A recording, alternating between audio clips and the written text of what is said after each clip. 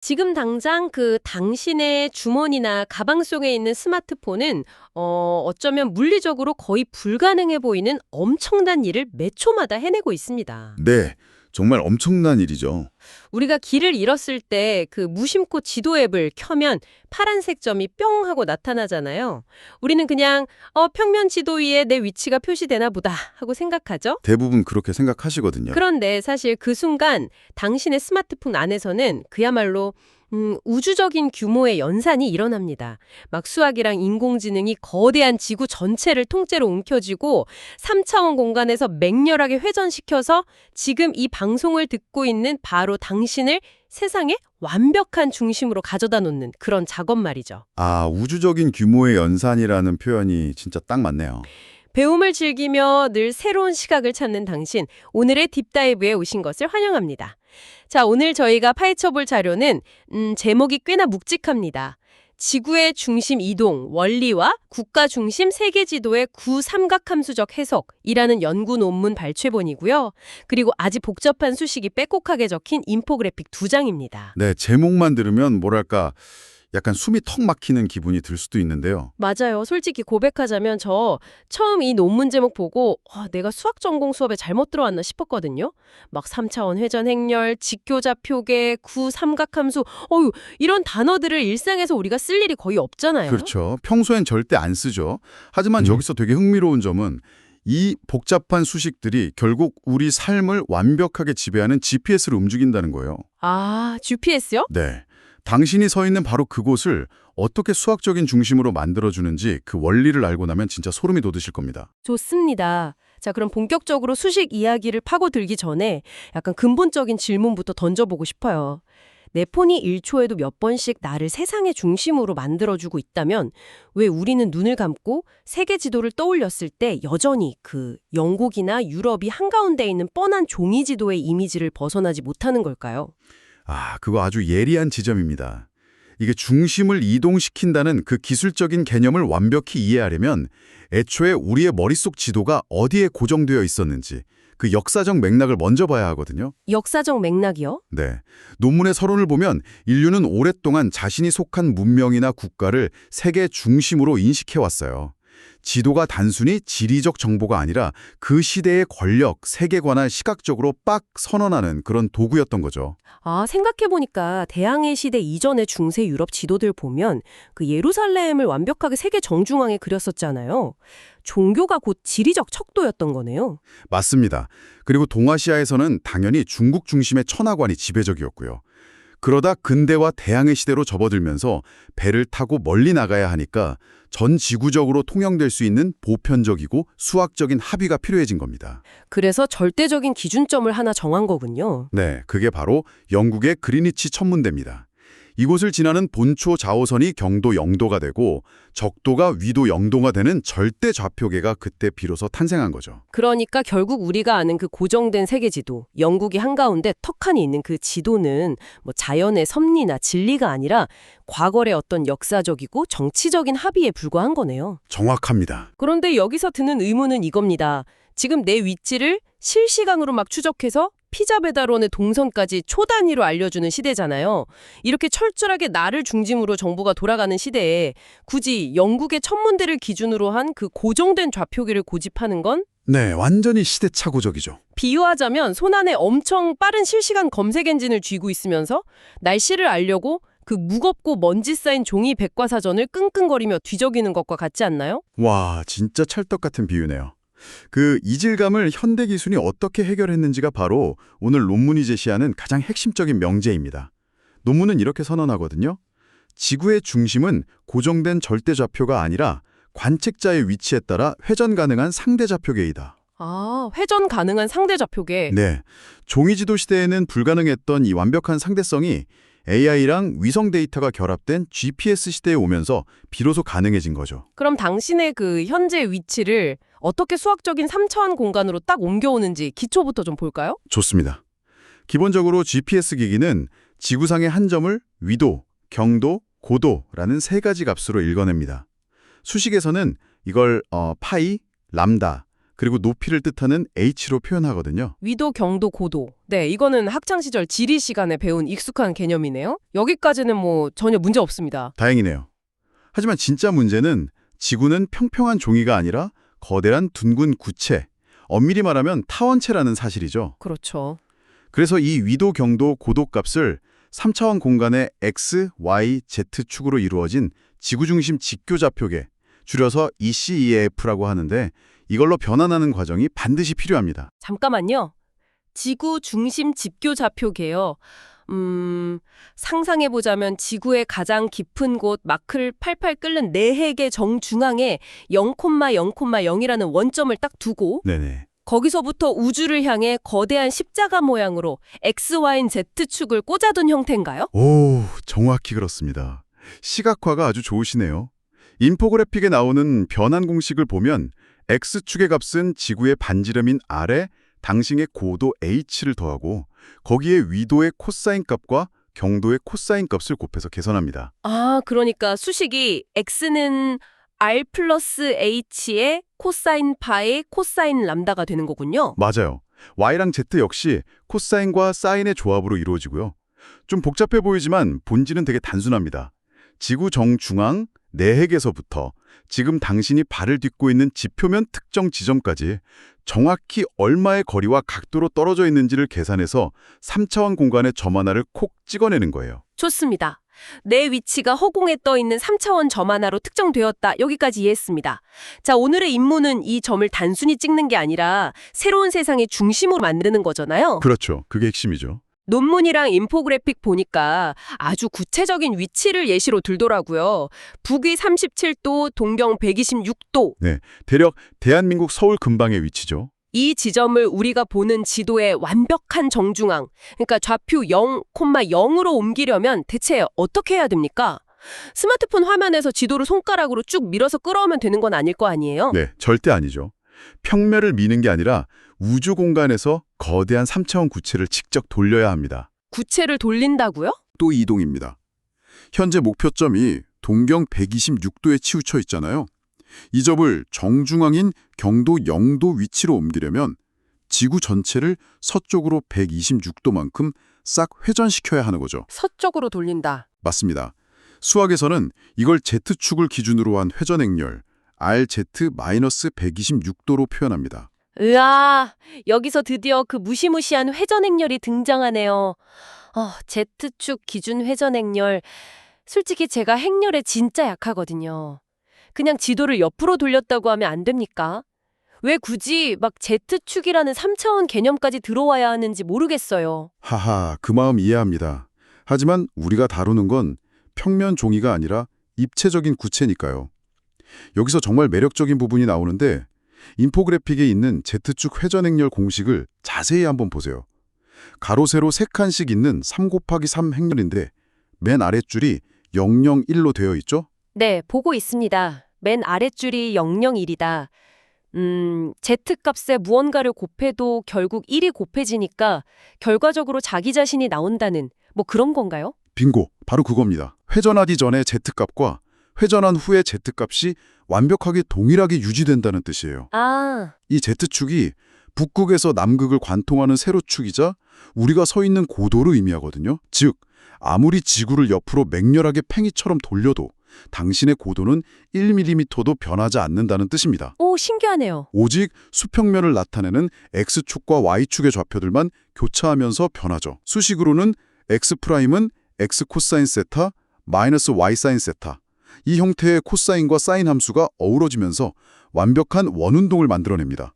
논문은 이걸 코사인 원운동이라고 명명했어요. 아, 전문가님 설명을 듣고 나니까 갑자기 머릿속에 아주 선명한 이미지가 하나 떠올랐어요. 어떤 이미지죠? 농구 선수들이 그 손가락 끝에 농구공 올려놓고 빙글빙글 돌리는 묘기 있잖아요. 네. 그걸 생각해 보는 거예요. 여기서 제 손가락이 바로 Z축인 겁니다. 오, 좋네요. 공이 손가락 위에서 아무리 미친 듯이 빠르게 돌아가도 공의 맨 위쪽 북극이랑 맨 아래쪽 남극의 높이, 즉 Z축은 전혀 안 변하잖아요. 대신 공 표면에 그려진 특정 브랜드 로고, 그러니까 X축, Y축 평면상의 좌표가 빙글 돌아서 제 눈앞 정면으로 휙 돌아오는 거죠. 와, 그거네요. 동경 126도에 있던 로고를 내 눈앞 정면으로 오게끔 공을 냅다 돌려버린 것. 그게 바로 1단계인 코사인 원운동인 거네요. 맞습니다. 제가 설명한 행렬 수식 100줄보다 방금 말씀하신 농구공 비유가 훨씬 직관적이고 완벽하네요. 손가락을 축으로 삼아서 공을 돌려 로고를 내 시선 정면에 딱 맞추는 행위. 그게 Z축 회전 행렬이 수행하는 물리적 움직임입니다. 야, 이해가 쏙쏙되네요. 자, 그런데 농구공을 그렇게 돌려서 로고가 우리 눈앞, 즉 경도 0도 위치에는 왔습니다.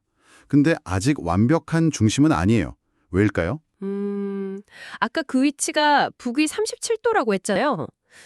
로고가 정면에 오긴 왔는데 중앙선상에서 위쪽, 그러니까 적도보다 한참 위쪽인 북반고에 둥둥 떠 있는 상태라서 그런 거 아닌가요? 완벽합니다. 그래서 2단계, 위도 이동이 들어갑니다. 북위 37도에 머물러 있는 그 지점을 적도, 즉 위도 0도로 확 끌어내려야 하거든요. 이번에는 Y축을 기준으로 구체를 마이너스 37도만큼 회전시킵니다. 수식으로는 RY 마이너스 37도 행렬이죠. 이걸 보면 아까와는 반대로 정중앙의 답시 1입니다. 아하, 그럼 이번에는 Y축이 안 변하고 그대로 유지된다는 뜻이겠네요.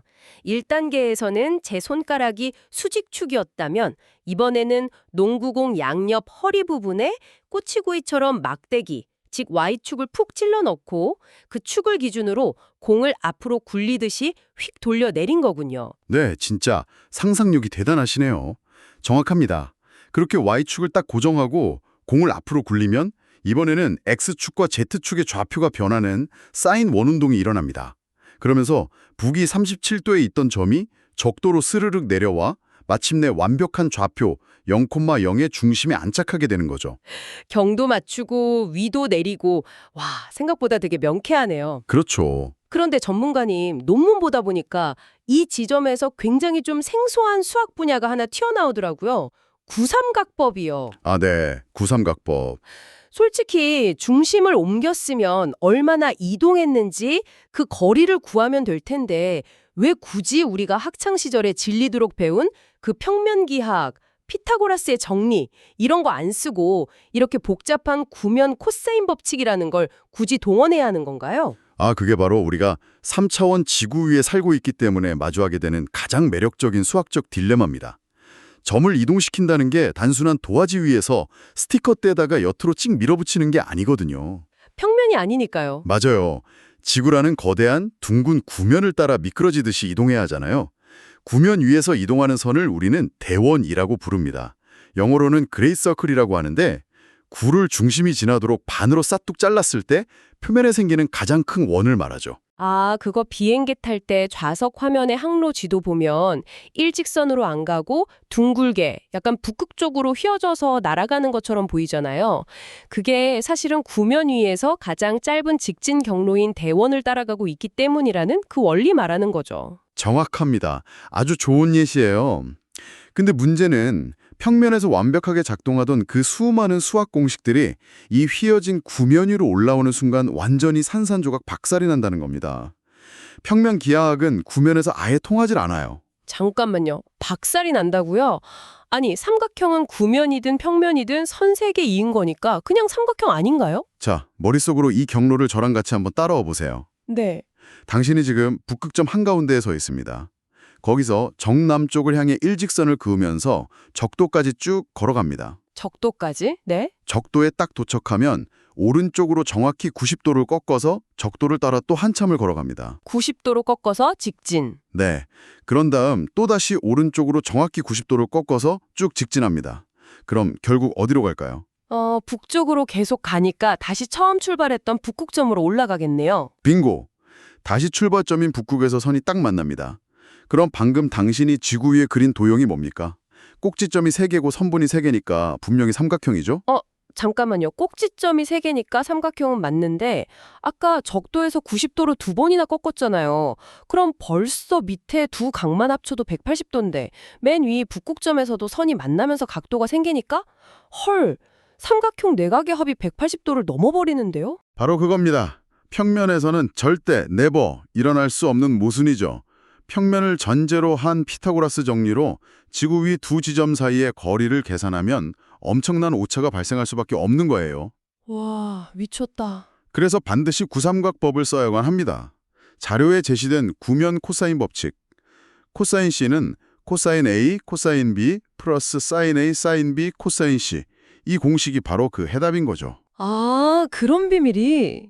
여기서 소문자들은 평면에서의 직선 거리가 아니라 지구 중심에서 바라본 각도로 표현되는 변의 길이입니다.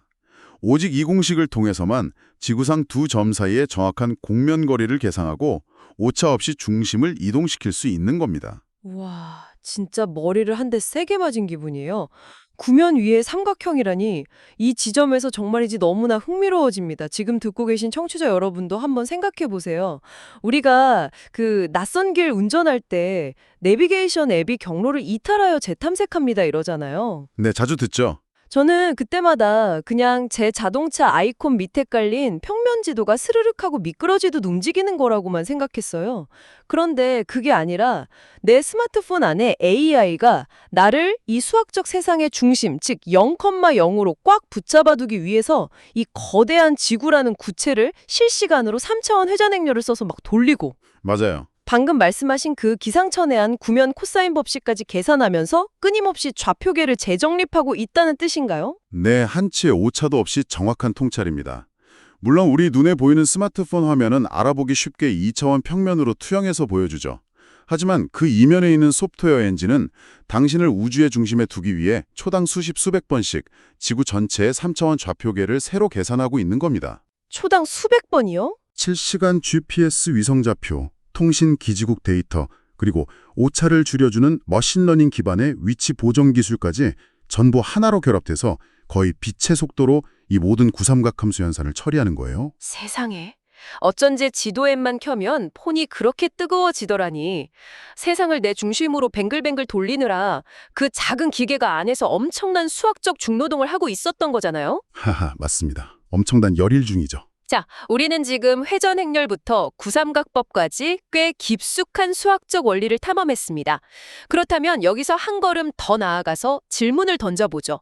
도대체 이게 우리 삶에 어떤 의미가 있을까요? 우리가 단지 길찾기 앱 원리 하나 알려고 이 복잡한 수식을 파고든 건 아닐 거 아닙니까? 이 수학적 마법이 우리의 일상과 미래 산업을 어떻게 바꿔놓고 있습니까? 이걸 더 큰 그림과 연결해보면 이 원리가 현대 AI 시대의 거의 모든 핵심 산업을 척추처럼 딱 떠받치고 있다는 걸 알 수 있습니다. 단순한 길찾기를 아득히 넘어서죠.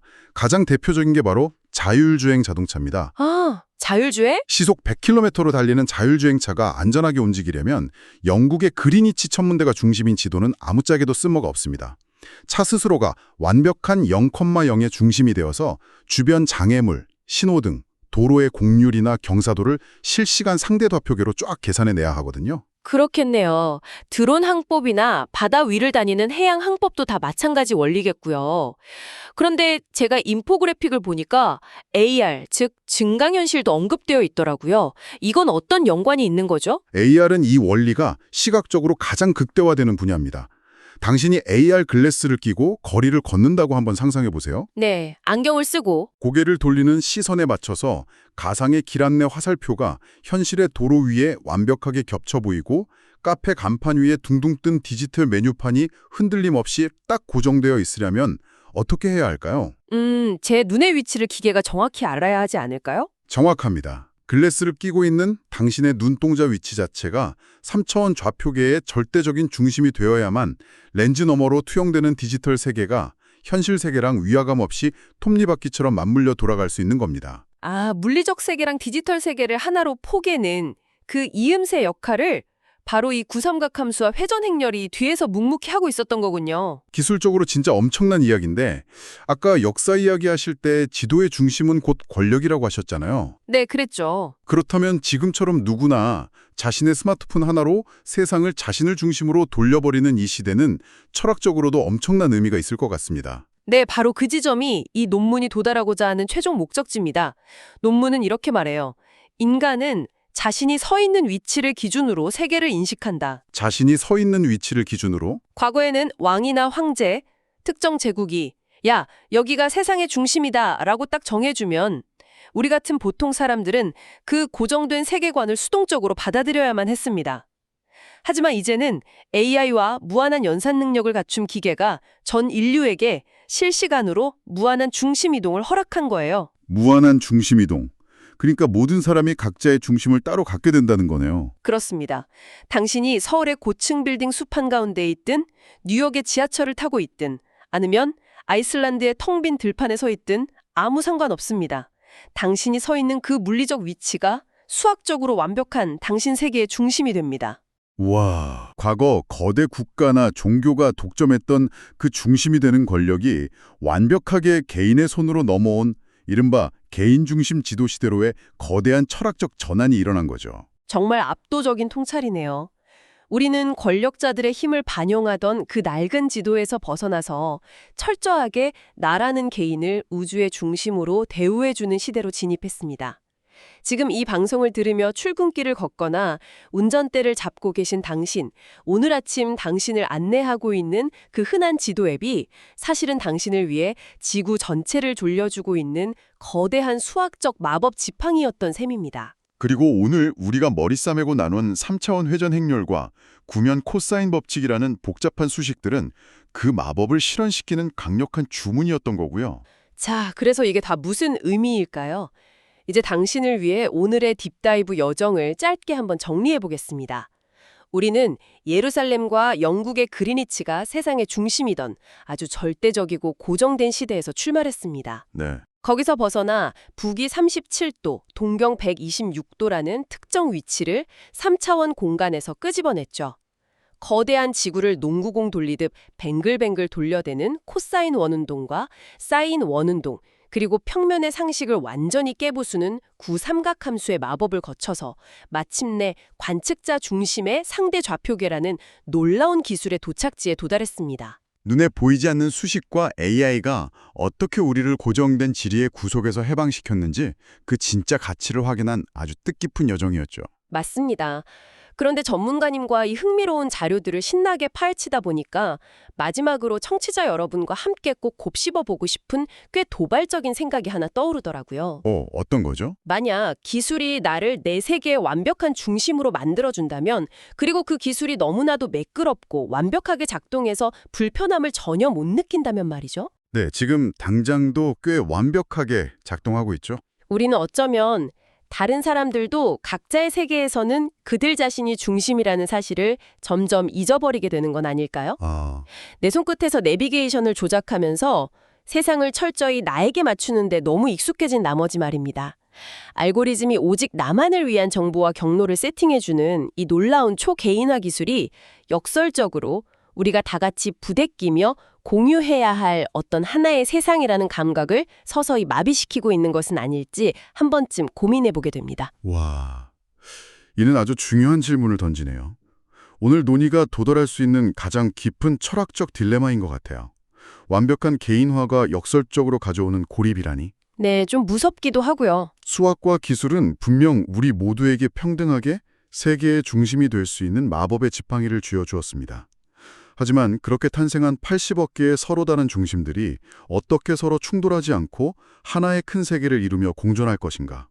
어쩌면 이것은 복잡한 3차원 회전 행렬이나 구삼각함수를 푸는 것보다 앞으로 우리 인류가 풀어야 할 훨씬 더 까다로운 숙제일지도 모르겠습니다. 네, 당장 정답이 나오는 문제는 아니지만 분명히 한 번쯤 생각해 볼 만한 화두죠. 오늘 우리가 나눈 이 긴 이야기가 내일 아침 당신이 습관적으로 지도 앱을 열었을 때 그 화면 속 파란 점을 보며 잠시나마 우주적인 상상력에 빠져보게 만드는 새로운 시각이 되었기를 바랍니다. 네, 꼭 한번 상상해 보시길 추천합니다. 당신은 분명 당신 세계의 중심입니다. 하지만 잊지 마세요. 우리 모두가 각자의 손가락 위에서 지구라는 이 거대한 농구공을 아슬아슬하게 돌리며 함께 살아가고 있다는 사실을 말이죠. 배움을 즐기는 당신과 함께한 이번 심층 탐구, 여기서 활기차게 마무리하겠습니다. 다음 딥다이브에서 또 뵙겠습니다.